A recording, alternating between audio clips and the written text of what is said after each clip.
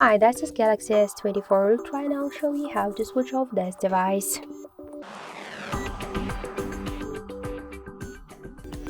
So first we should find the power key button and press and hold it for a few seconds. Now we could see here that the Bixby enabled. When you just press and hold the power key, and you could use power up, power down and volume up button. Just by press and hold it for a few seconds, you'll see here power off menu. Just tap to power off icon to turn off your device. But if you want to change the option to use power key button only to turn off your device, you should open the settings and then scroll down to the advanced features. Tap to side button and switch back Bixby to power off menu. Now just press and hold power key. We could see here the power off menu. Just tap twice to the power off icon, and after the vibration we could see that the screen is dark, so this means that our device is turned off.